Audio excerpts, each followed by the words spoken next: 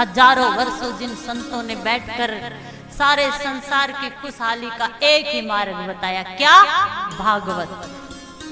नैमिषारण्य की पावन भूमि पर हजारों संत इकट्ठे हुए हैं और मनुष्य मात्र के जीवन में आनंद लाने के लिए, उसे आनंदित करने के लिए समस्त सुख अगर कोई दे सकता है तो वो भागवत दे सकती है। सर्व सिद्धांत निष्पन्नम जन्मांतर भवत् पुण्य तदा भागवतम लभेत। और इस भागवत ने भक्ति के पुत्रों को नया जीवन दिया। इस भागवत ने, अरे पांडवों ने तो पूरे संसार पर राज किया। बोलना पड़ेगा महाराज, ध्यान से सुनिए। जो अपना समय, बहुमूल्य समय और इतनी दूर से आकर यहाँ आए हैं, कथा में बैठे हैं, तो ध्यान कीजिए, पांडवों ने तो पूरे भारत पर राज किया है। धर्म को मानने वाले थे, कृष्ण जिनके साथ रहते थे, जिस भगवान श्री कृष्ण को आप पूजते हो, मानते हो, और उन्हीं के पुत्र परीक्षित को भी मोक्ष इस भागवत ने दिलाया था। इस भागवत ने समझाया था कि जो होना है वो होगा, ना शरीर तेरा है ना आत्मा तेरी है। जब तेरा तुझ में कुछ है ही नहीं तो फिर चिंता किस बात की है, बोलना पड़ेगा।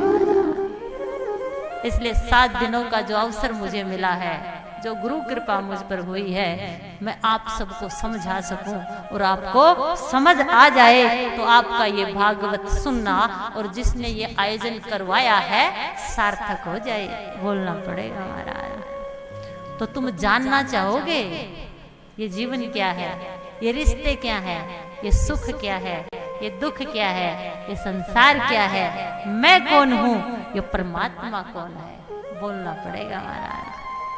जिस जिसको जानना चाहे वो आ जाए और जो ना जानना चाहे वो उसकी मर्जी। इसलिए कथा, केवल कथा वो साबुन है, जिस प्रकार कपड़े का मैल वो साबुन हटा देता है, उसी प्रकार कथा ही आपके जीवन में आपके समस्त प्रश्नों का उत्तर आपको दे सकती है। देखिए, जब सूत जी के पास सोनक आदि हजारों ऋषि गए तो उन्होंने एक ही बात कही कि कलयुग में मनुष्य के पास समय कम है और बुद्धि भी कम है। क्योंकि आजकल कुछ हो ना हो, लेकिन एक चीज जो सबको फ्री में मिलती है, पता है क्या? सलाह।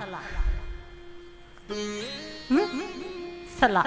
और किसी के पास है, ये कर लो, वो कर लो, वो कर लो, और फिर आज मनुष्य का दिमाग जितना चलता है ना सोचने में, पहले नहीं चलता था। तो समय भी कम है, बुद्धि भी कम है, कम समय में और बुद्धि, कम बुद्धि के साथ भगवत प्राप्ति का जो सरल से सरल साधन मिल जाए वो है सत्संग।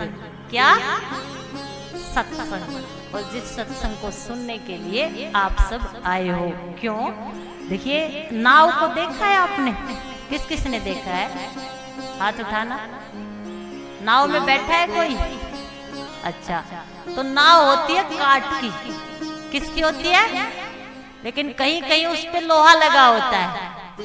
अगर आप काठ को पानी पर डालोगे तो वो तैरेगा, और लोहे को डालोगे तो कुछ तो बोल दो, वो डूब जाएगा, डूब जाएगा।